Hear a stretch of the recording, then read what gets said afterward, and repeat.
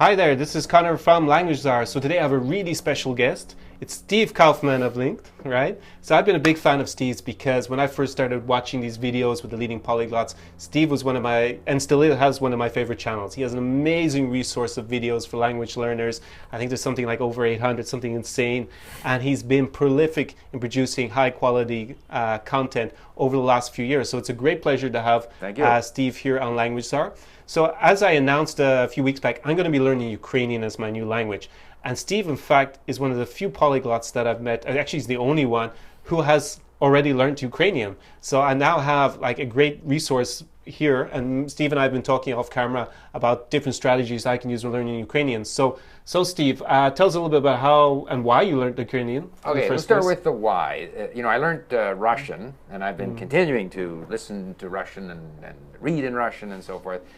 And I was following events in Ukraine, and I was watching a television program there called Schuster Live that you may be aware of. And he brings politicians on there, and the Ukrainians, they love talking. I mean, they really do talk over there. It's unbelievable. But I could understand the Russian speakers, but I couldn't understand the Ukrainian speakers.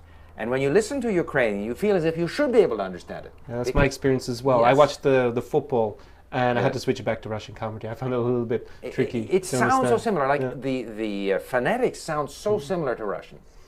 And yet, actually, lexically, like in terms of vocabulary, it's closer to Polish.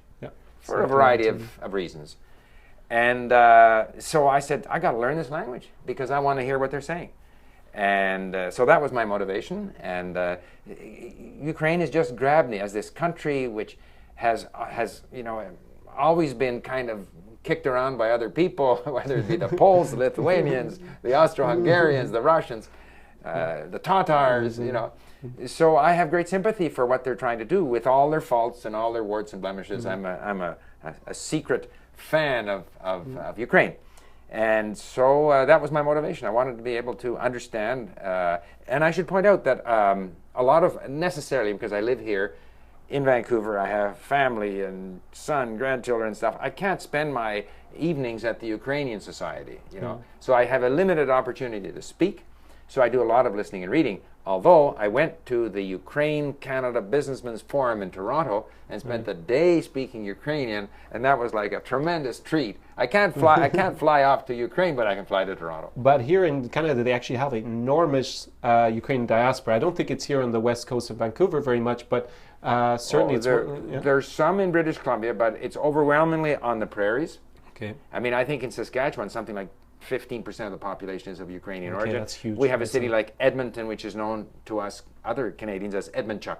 Edmundchuk, right. Because there's so many Ukrainians there. It's a suffix normally for Ukrainian last names. Boychuk or whatever, Chuk. And, but Manitoba, Ontario, that's where there's a lot of them. There's a million or so Ukrainian Canadians, not all of whom speak Ukrainian, by the way. Of course, today a lot of them, like with a lot of ethnic groups who came to Canada and they're now 100% integrated and they don't speak Ukrainian, like, or do they speak Russian? Or no, they wouldn't speak Russian necessarily, but there will be some who speak Ukrainian. But most ethnic groups in Canada, if you look at the second or third generation, they're like 80% married with some other ethnic origin. So then, which are you going to maintain? Dutch or French or Ukrainian or Japanese? So in the end, they kind of just have for English or French. All kinds of stuff, yeah.